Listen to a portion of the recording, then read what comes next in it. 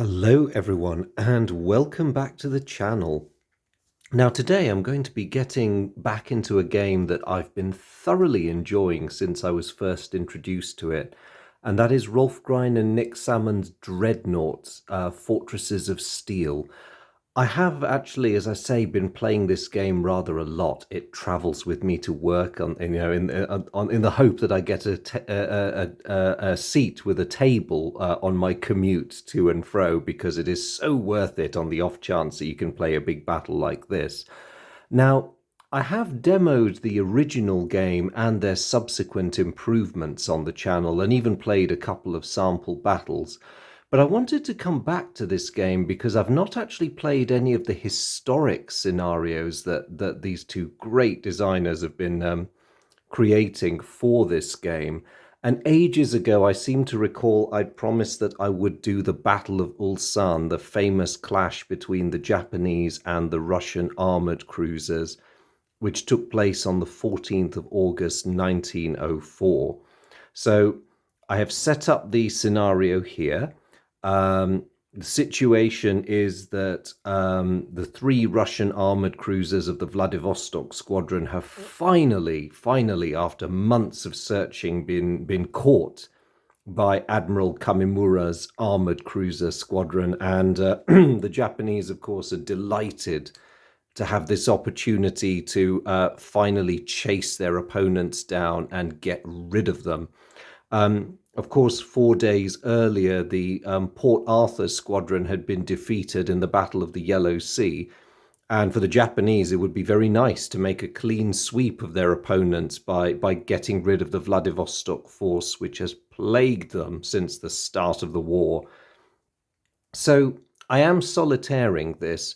I've decided in advance what strategies I'm going to follow for both sides. And although I'm sort of nominally playing the Russians, I've set their ships up closer to me. I am going to try and play both sides as honestly as I can. I have covered the mechanics of the game in previous videos, so I'm not really going to comment on how the game works much beyond what is necessary to explain what I'm doing as we go along. So I hope you'll sit back, enjoy this rather thrilling ride as much as I'm sure I'm about to.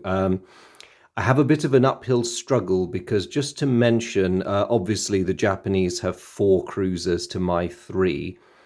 All of the Japanese crews in this scenario are veterans, which means they get gunnery bonuses. Now, the quality of Russian sailors in the Russo-Japanese War was variable, but you could say with some justification that the experienced men of the Vladivostok squadron weren't bad. However, we don't get the same bonuses the Japanese do. The Russians can score a victory by breaking past the Japanese squadron and getting back to Vladivostok, but in order to achieve that, you'll see we've sighted each other at extreme range. I have to get all the way to close to brush past the Japanese, and then all the way back out to extreme again without being stopped. So that's going to be a little bit of a tall order. Just to make matters even worse for me, the weather conditions are Sea State 2 with no weather cards, so it's a beautiful sunny day for a naval battle. We'll just have to hope that I can keep the Japanese at arm's length. Now, as I say, I've predetermined the strategies for both sides, but because for flavor's sake I'm kind of being the Russians, I will tell you that I plan to, of course, close the Japanese in order to elbow them aside and get myself back to Vladivostok. But I'm not just going to tamely run for it. I want to do some damage. After all the defeats and setbacks we've suffered in this war, I want the Japanese to feel that the Imperial Russian Navy has some fangs, and boy, are they going to feel it. And of course, we'll see what the Japanese want to do about this. So without any further ado, let's launch right in. And I'll start with the Japanese because they have the initiative. So the range is extreme, everyone's in formation, line ahead. And the Japanese examine their starting hand. They've got some very nice salvo fire cards there. but they don't have the necessary ranging fire cards to be able to employ them yet. So what they're going to do is they're going to maneuver, and they're not going to be very subtle about this. They're going to close the range without any special maneuvering. Now, looking at my hand as the Russian player, I could do something about that if I wanted to, but because I want the range to drop, I am actually not going to challenge their cards. So the Japanese squadron maneuvers, and they just have to do a check to make sure they can maintain their formation, which they don't do. The maneuver strings them out a little bit, so that's great. That reduces their hand size temporarily until they get another formation card. So that's right, boys. You come on in that reckless fashion. The range drops from extreme to long. That is the end of the Japanese turn because the play of that card affected their entire squadron as the main action. At long range, we're out of secondary gun and torpedo range, so that is basically it. And looking at their hand size, which has now dropped to 7 because they've lost their formation card, they already have 8 cards, so they're just going to hang on to what they've got. So what am I going to do? Well, that was a great opener for me. I have some wonderful firing cards. The Russians are off to a good start with this. But again, like the Japanese, I've only got one ranging fire card, and it's not enough to fire off some of these beauties. So what I might do is accept the Japanese challenge, and I'm going to take advantage of my good fortune by closing the range as well. They choose not to oppose me, and my random number draw shows that I keep my formation, so the Russians are actually doing pretty well. Now, because the fire of secondary guns and torpedoes is free, because I've moved into medium range for my main action, it means that I can start banging away at the Japanese first. This is good news for the Russians. The Japanese are just going to riffle quickly through their hands to see whether they've got any evasive action cards. They do have one, but it's a straddle reduction, which means it's only good against salvo fire. So I'm about to find, happily, that my secondary guns are going to get a clear shot at this. So here we go.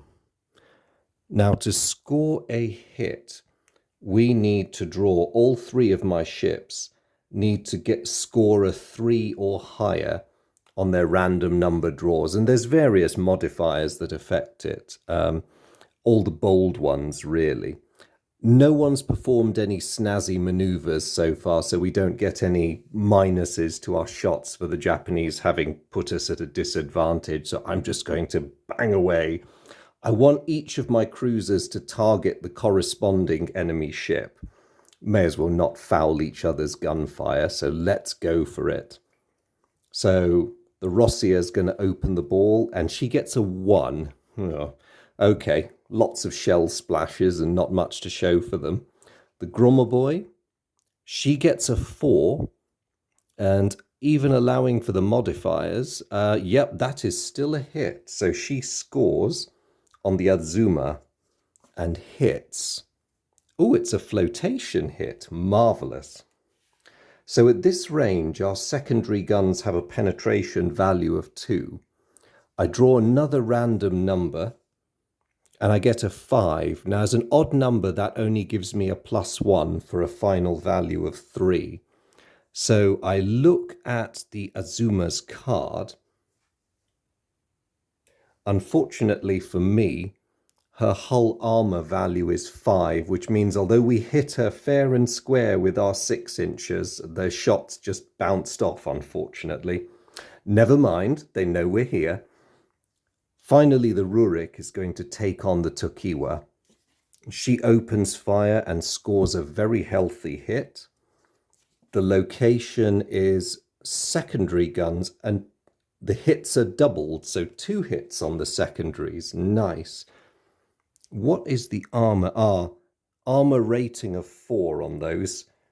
and my base penetration value is only 2, so this may not be very effective. So first hit, 2 plus, nah, it's up to 3. Second hit, 2 plus, oh, that's up to 4, that equals it. So our hail of fire has damaged the Tokiwa's secondary guns. Not bad. Now, unfortunately for me, whoops, don't whack your camera stand, Andrew. Bad things will happen.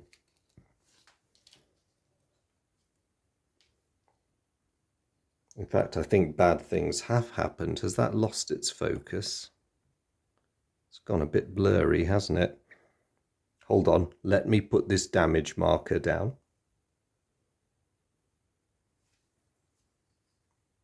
Oh, that's good. It's got it back. Nice.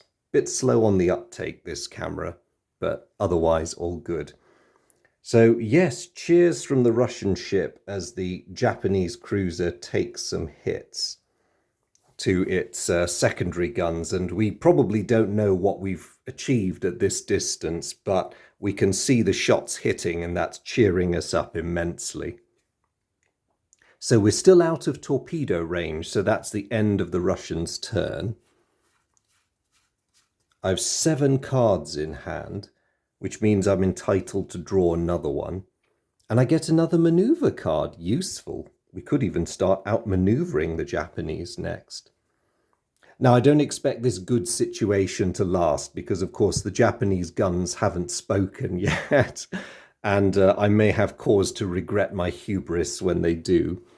But what are the Japanese going to do? Because they've lost their formation, which is pretty bad news for them.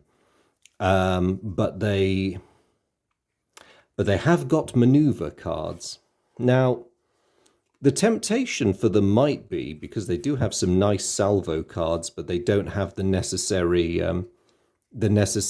ranging fire cards, is simply to get to close range so that they can employ those, or even point blank range so they can employ them without having to play ranging fire cards. So they're going to do that. They are going to close on me.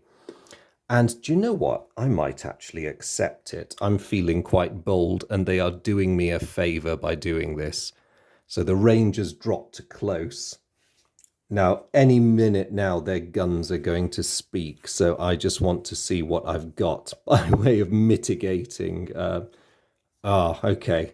I've 1 solitary evasive action card. My only other one is only good against salvo fire. So the Japanese heavy guns haven't opened up yet, but their secondaries are going to return the favour. Now, a bit self-interestedly, because I love my flagship, I am going to, when the Japanese flagship Izumo declares she's firing on the Rossia is going to use evasive action target manoeuvring as the Japanese take their shot. So the Japanese fire, and oof, okay, even with my modifier, they score hits. That was an impressive bit of shooting on their part. Even worse for me, because the range has now dropped to close, the penetration of their guns has improved. So they hit me in, oof, right in the flotations. Okay, so that's a waterline hit. Their base value is 3 plus 6 for, oh yes. Oh yeah, I must also remember the Japanese have Shimose ammunition. So if they draw odd numbers with any of their guns, they might set me on fire as well. Lucky for me, this is a straightforward hit with a penetration value of 6. And even less fortunately for me, my armor value at the waterline is only a 5. Now this hit has a couple of consequences. First, get to place this lovely token on my ship. Water is now being let into the people compartment, which is never a good thing on any warship. The other consequence is the Rossia's speed has now been reduced to 5. So that equates to roughly 15 knots in real life terms. And it means that in order to maintain our integrity, the rest of my squadron has to drop its speed. So from now on, if there's any shenanigans involving maneuvers and counter maneuvers, the Japanese do enjoy an advantage. That's not good. But even as I'm grumbling about this, the Azuma is ranging in on the Gromoboi. Ah, bad luck for the Japanese. Their secondary guns suffer a breakdown. Now, unlike the main armament, because the secondary weapons on a ship are so numerous, you don't place a breakdown counter when the secondaries suffer this result. All that happens is that the shot is just a bit cacked up and nothing major happens. So, Gromoboi, you're living a charmed life there. Tokiwa's going to take a shot, but her guns were damaged by our shots in the previous round, so Rurik did a good bit of preempting there. But the Tokiwa is now going to fire with what she has got. And luckily for us, that's not a great shot. All modifiers considered, it goes into the water and doesn't do anything. But before Rurik breathes a sigh of relief, we have to remember that Iwate over there is bringing up the rear of the Japanese line, and she is definitely in range to try a shot. At this distance, she can only target the Rurik. If the range was long or extreme, she could target any ship in our battle line, but nice, helpless Rurik at the end there is the one she's going to go after. So here we go. And she draws a 1. That was extremely lucky, because even with us presenting a big target and all the other modifiers, the Iwate has managed to fluff her shot. Nice one, guys. Thank you. So after all that... 7. And the Japanese still can't draw a card because they haven't been able to replace their formation card. It's not looking too horrible. Back to the Russians. Now, I do want to hammer the Japanese, I really do. And we're not yet considering firing torpedoes. Neither side has done this, because although the Japanese torpedoes can reach out to medium, they're really not all that accurate in this game, which is historically correct. But I think I might edge us close enough to try this. So what I'm going to do is play a maneuver card, which the Japanese are not going to challenge, because they want to go for a bit of serious bloodletting as well. And I'm going to bring the range to point blank. So only a couple of thousand yards, if that. Unfortunately, this maneuver costs me my formation card, so our line is clearly straggling now as well. That wasn't so great. As they haven't drawn any cards, the Japanese don't have any new evasion cards, but at point blank range, I will soon be using my salvo fire cards, but they don't need this just yet, because I spent the turn maneuvering rather than firing. So again, a reminder, each ship or a squadron can play one card to affect itself or do something. Then it goes straight to secondary gunfire, which is not an action, then torpedo launching, which is not an action, and then checking fires and damage control and stuff like that. So, yeah, main guns are still silent, but we're going to open up with our secondaries. So, Rossia on the Izumo, and it's so close, we've got no excuse to not hit them.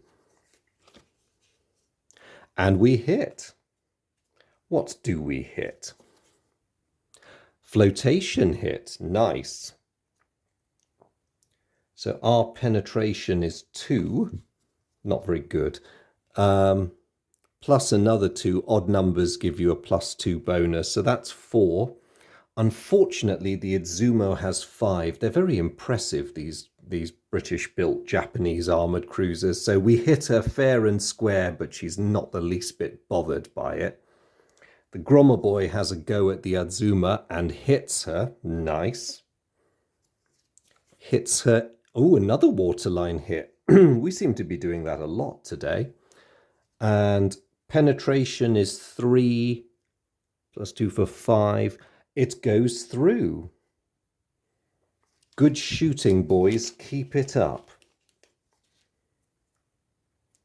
So as a bit of an equalizer, the Japanese squadron gets one of these now, and the Azuma is forced to drop her speed. Now, just to avoid waving my arms too much, in theory, what I should be doing is reducing the speed of every ship in the squadron to maintain squadron integrity. But just to save you a bit of arm waving and unnecessary time spent with me sort of trying not to knock my camera stand over, we'll just say that the squadrons are moving at the speed of the slowest ship.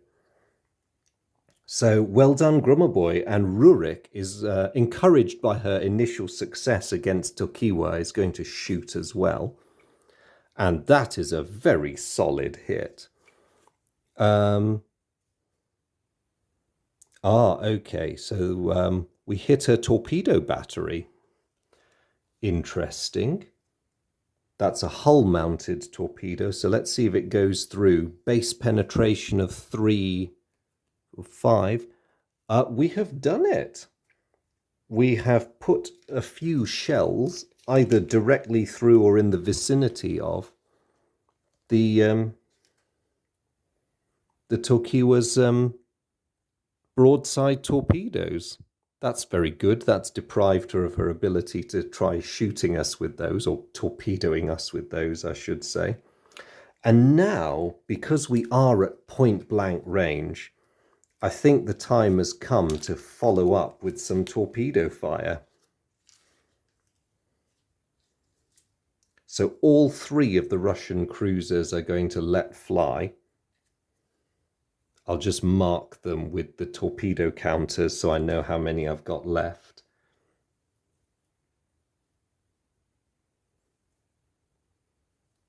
Oh, actually, that should be a 2 because the Grummerboy carries a slightly larger torpedo complement than the other 2 Russian cruisers. So I'll mark them all as firing, and we're targeting the corresponding ship. So I need to get a 7 or better. So even at point blank range, this is really hard. And the only benefits I get is the target number, because it's a large target, so that's +1.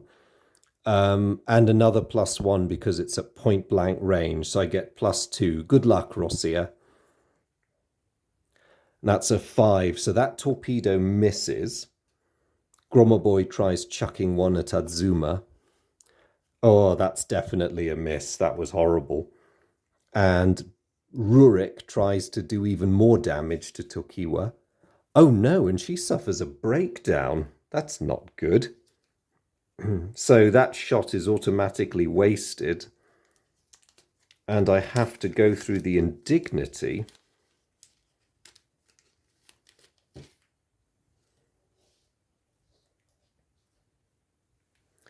of putting a breakdown counter on the Rurik. Oh dear. You guys need to take a few lessons from the gunnery boys. Never mind, we tried. And that is the end of our turn. And we do get to draw a card because we are in... Oh, no, wait, no, we don't. We're only entitled to 6. Oh, drat. Okay. No card draws for us this turn. Back to the Japanese. Well, all I can say is this has escalated quickly. Now, normally, the Japanese would probably want to play a maneuver card to start outmaneuvering us, but because they've lost their formation card, they cannot actually do that. So individual ships are going to do their own thing. So let's see what they've got. Now, it's very tempting for them to start using their salvo fire. So just to announce what they're all going to do in advance, the Izumo is going to use that whacking great salvo fire card on the Russia. The Azuma might actually play damage party just to get her flotation back up and therefore her speed as well. That still leaves two lovely big salvo fire cards for the Tokiwa and the Iwate to use on poor little Rurik over there. So what am I going to do about this? Well, again, favouring my flagship, because I'm a bit selfish that way. The straddle reduction shell splash confusion is going to go to helping the Rossia. Yeah, good luck with that one. So let's work through the modifiers. Base value of 5. The Japanese have well-placed guns with rangefinders, so that's increased to 6. The battle range gives them a +4 bonus, which is 10. Oh my goodness. Target number brings us up to 11, and they're veterans. And it's at... Oh dear. There's all sorts of hideous things happening. And it's at point blank. So it's basically, this is horrible. After applying that, I knock them down to 11, which unless they draw malfunction, is going to be a hit. Oh, no, that's still a hit, even with them drawing 0. So, ouch. They hit us. Oh, they start a fire. Okay. Now, that could have been nasty. If their random number had triggered a fire, then it might have... It might have doubled because of the Shimose ammunition, but as it is, luckily for me, they have, I say luckily for me, but these things are all relative, they have simply set my ship on fire. Do you know what? I'm happy with that. I can live with it.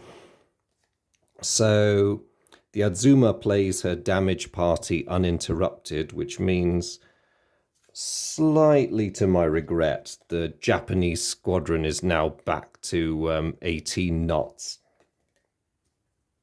And in the meantime, the Tokiwa and the Iwate are both going to pick on the Rurik in earnest. So, I mean, the Japanese have a, stonker of an awesome ton of positive modifiers. So they're just going to draw. And that is a very solid hit. And they hit our secondary weapons. Okay. So... at point blank range, their penetration is 5 on those guns. Oof.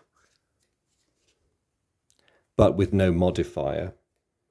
Unfortunately for me, even that rather, unimpressive bit of penetration is enough to make a mess. So my secondaries are damaged.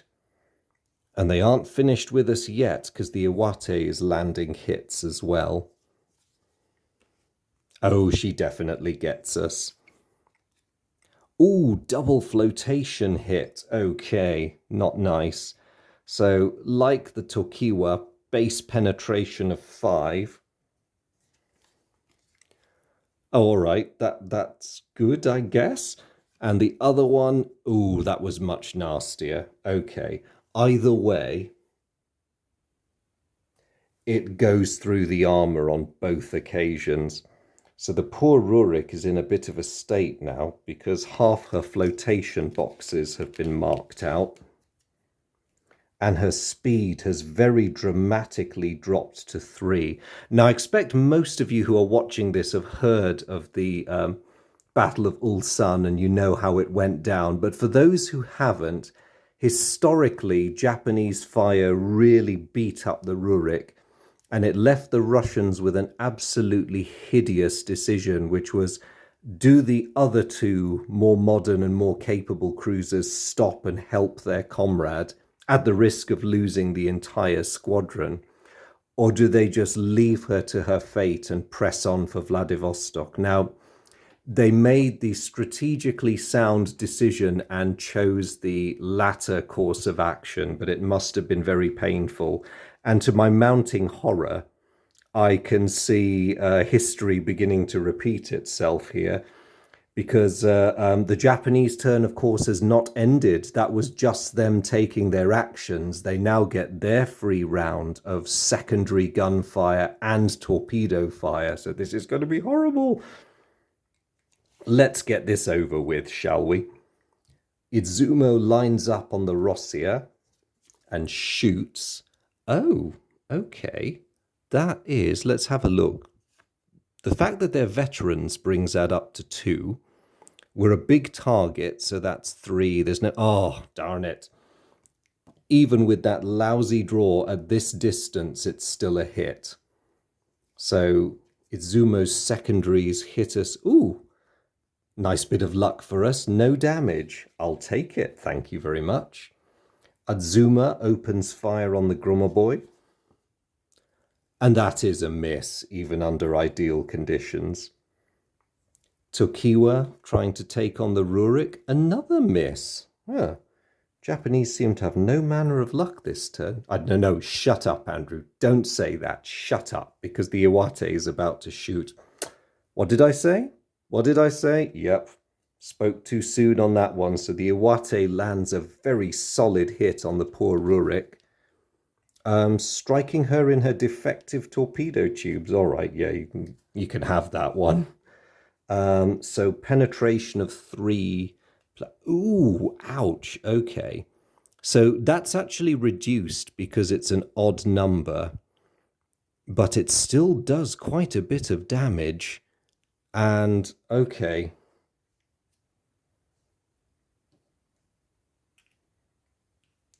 Damages the torpedo tubes. Actually, that's made me realize I should have actually put a damage counter on Tokiwa's torpedo tubes rather than outright destruction. But it also starts a fire because this is Shimose ammunition. So 2 Russian ships are on fire now. And just to make life even more hideous, because that was a 7 that was drawn, it affects the Russian ship's main battery as well.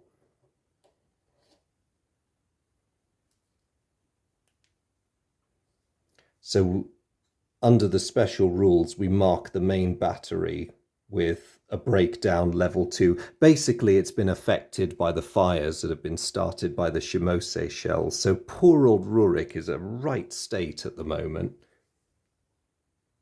And they're not finished with us yet, because as the Japanese will be quick to point out, 2 can play at the torpedoes game. And they will do so with extreme prejudice.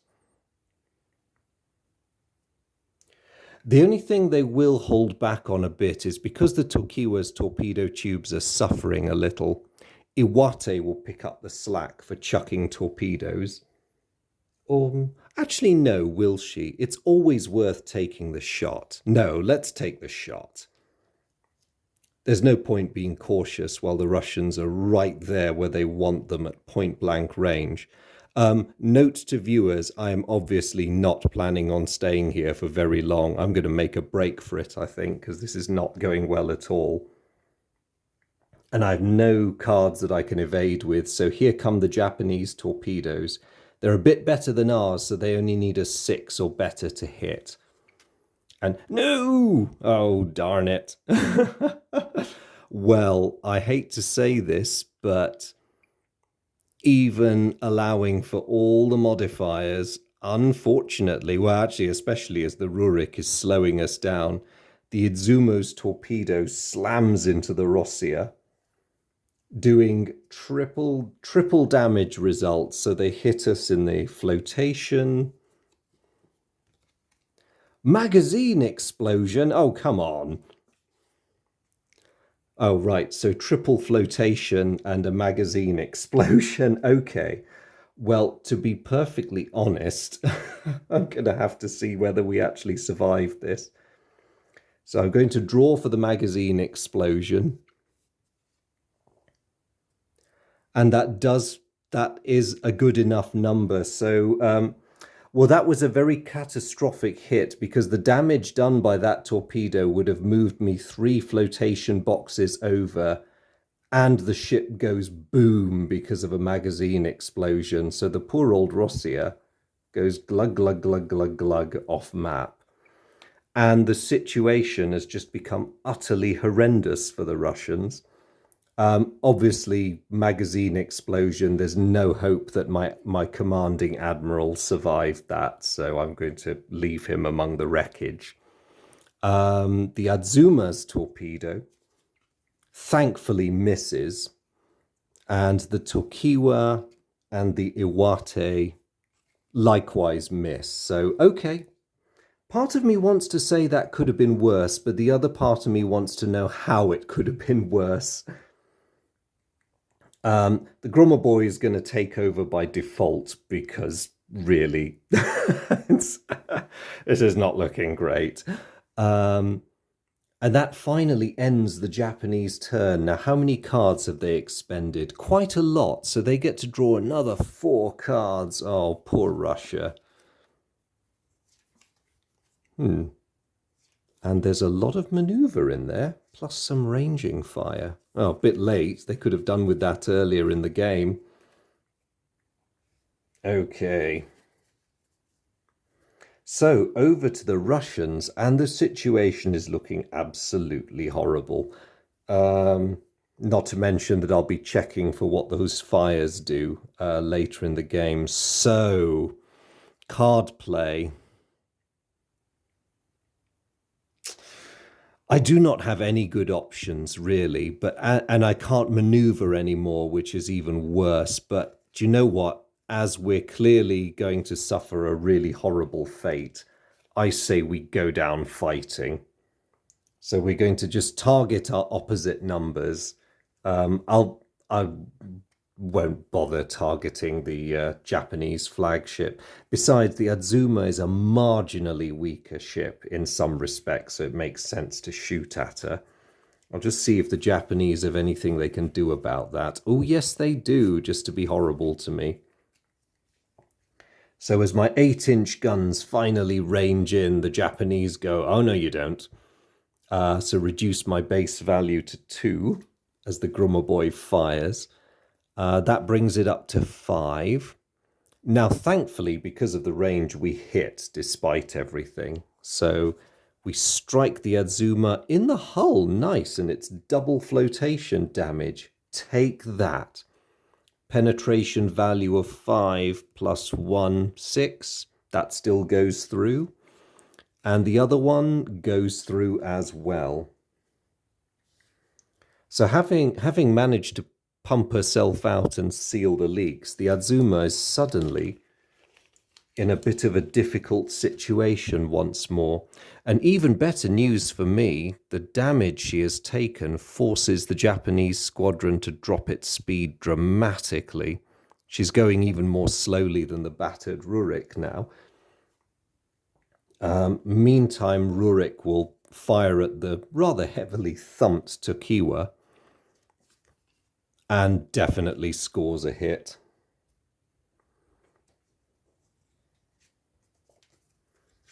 And that is a direct hit. Oh, we start a fire. Okay. Didn't need Shimose ammunition to do that. And it's nice that it's not just us that are being set on fire. So poor old Tokiwa has something else to worry about now. Oh, by the way, I hadn't forgotten all the hideous negative modifiers I had. At the moment, the only one that was really affecting the main guns on the Rurik was that breakdown status and the fire. But thanks to us being at point blank range, that was all mitigated. So now we move on to our secondaries, and I think we can look forward to some more surefire hits. So Grummer Boy is going to fire at Azuma. Now a 2, that is a bit low, but the Azuma is at point blank range, so that's still a hit. And we hit, ooh, double flotation hit. We might actually sink her if we're lucky. So penetration of 3 for 5. Yes, we do. Splendid shooting, boys. The Azuma staggers under a hail of gunfire and begins to fall out of line and founder. Quite a dramatic equalizer for the Russians there.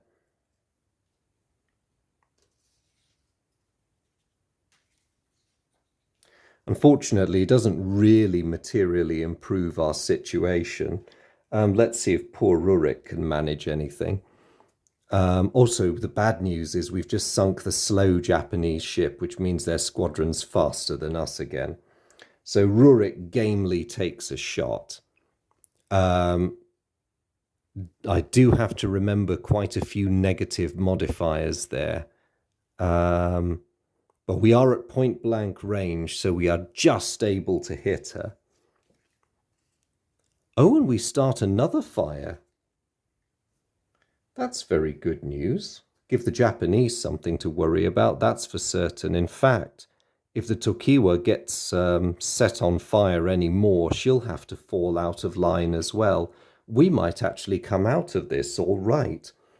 Well, I say that. One of my ships is a wreck that's probably getting ready to sink soon.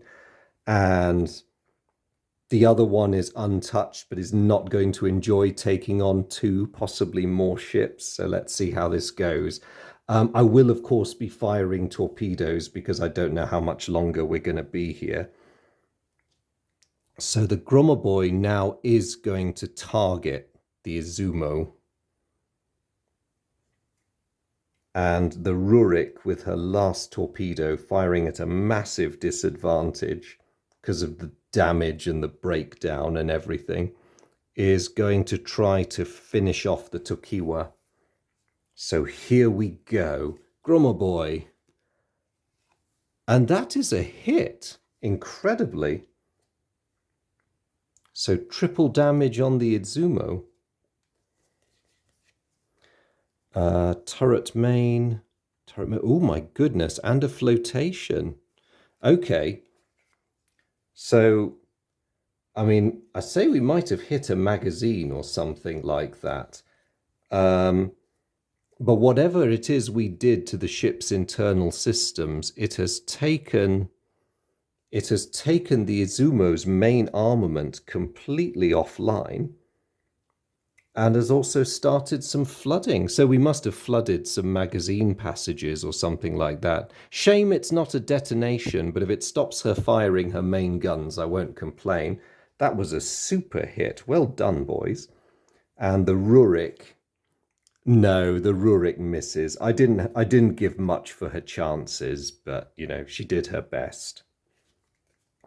So I'm entitled to 5 cards, and it's a good thing to... Oh, before I draw, I must just check for what that fire is doing. Okay.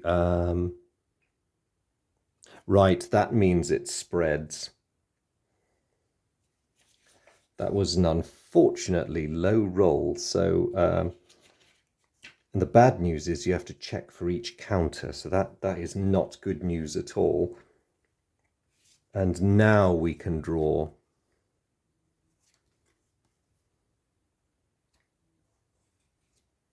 Our replacement cards. Oh, okay. This is great. I really need more maneuvering cards so I can get out of here. Unless we do just dig our heels in and try to make a fight of it. But that is the end of the Russian turn. So the first thing that happens is the Japanese squadron closes up to fill the gap. Which might it matches their intentions for changing the dynamic of this battle. Their 2 healthier ships are now going to concentrate on the Gromoboy. And I think it's well within the Iwate's capabilities to take care of the floating junkyard that is Rurik. Now they've got some damaged ships, which they probably want to do something about. So... the most dangerous thing for them are those fires on Tokiwa. So the other 2 ships are not going to take any action. The Tokiwa is going to use her damage party to fight those fires, because that really is something that you do want to do. And now they're going to go straight for their secondary guns, which we can't do anything about. So Izumo scores a hit on the Gromoboy. Ooh, duds again. Nice. The Tokiwa, with her damaged guns also scores a hit on us. Whether that will penetrate is another question. But let's see where they hit us. Ooh, double flotation hits. Let's hope they don't. So penetration value. Oh, yes, they do on one. They don't on the second. Okay. Not that that's any good to me because I don't really want to be flooding at all. The other problem for me is they drew a 7 with Shimose ammunition again. So they have set me on fire, and that fire has affected my main armament. So it's starting to look a bit more serious now.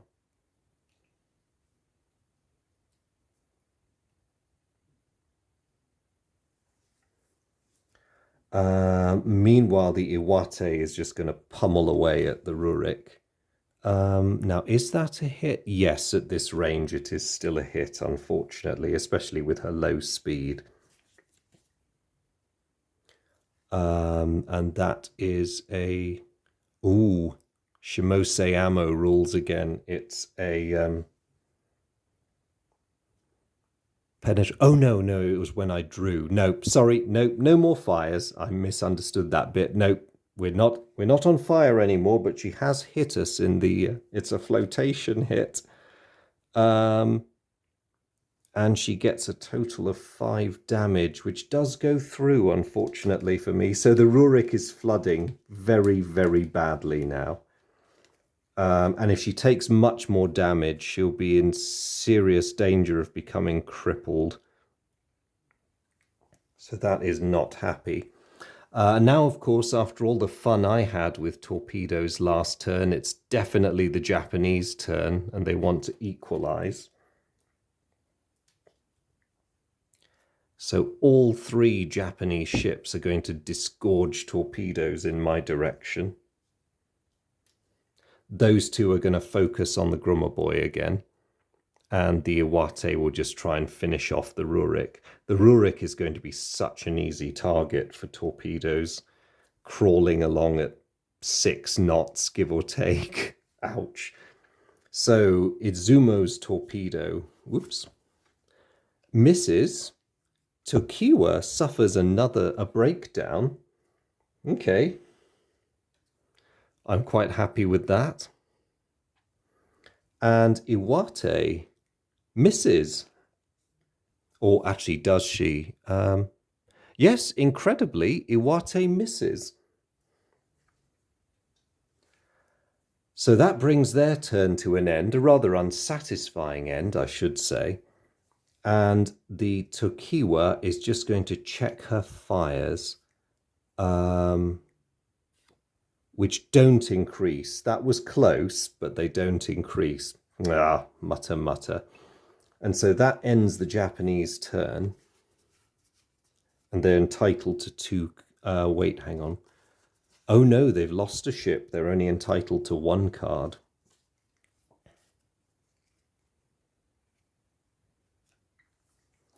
So there we go. Now, I've just realized I forgot a very important rule here. When I lost my... oh no, it's half your squadron. I hadn't forgotten the rule. At some point, squadron losses force you to make a morale check. Actually, I should have made one because I lost my flagship and my admiral. So let's just make it belatedly. I would have passed. The Japanese don't have to make one next because although they've lost a ship, their losses have not been that severe. But I don't know whether it's worth me carrying on with this. I think from this point on, partly because this video's gone on a while now, and also because I can see the writing on the wall, and even though it's just cardboard men and paper ships, I don't really want to prolong a struggle that will only cause needless casualties. Had I carried on playing much beyond this, I think I would have reluctantly cut the Rurik loose and just had the Grummaboy try her best to get back to Vladivostok. It would have been a tall order because all 3 Japanese cruisers are faster. And even if they left behind the badly battered Tokiwa to just do the easy job of finishing off Rurik, that still leaves two pretty fresh cruisers to come after me. So I don't think it would have ended all that well for the Russians. But had I been able to take down another cruiser or two, it would have been a comfortable Russian victory. The scenario points favor the Russians because of the disadvantages they're laboring under. And actually, I think this was quite an impressive achievement, causing the Japanese to lose a cruiser, even though I definitely lost one of my own. So there we go. That was a historic scenario from Dreadnoughts, Fortresses of Steel. I hope to do more. I will, in the near future, revisit the Spanish-American War, but I didn't want to leave it too long before playing this game again. So it only remains for me to say thank you all for watching. I really hope you enjoyed that playthrough. I hope it gave a good demo of what this game is capable of, if it's not already clear from the previous videos. To all my long-suffering veterans, thank you very much for following the series, as always. It's really lovely to see you guys, and I'm always so grateful for your company. To anyone who's new, a very warm welcome to you. If it's your first video you're watching on my channel, I hope you enjoyed it. If you found this game interesting, please check out the other videos that I've made about it. Or if it's wargaming in general you're after, please have a wander, and I hope you find other things you like on this channel. But whoever you are and wherever you're watching from, it's always great to have you on board, and I hope I'll see you again soon. Take care, catch you in the next video. Bye.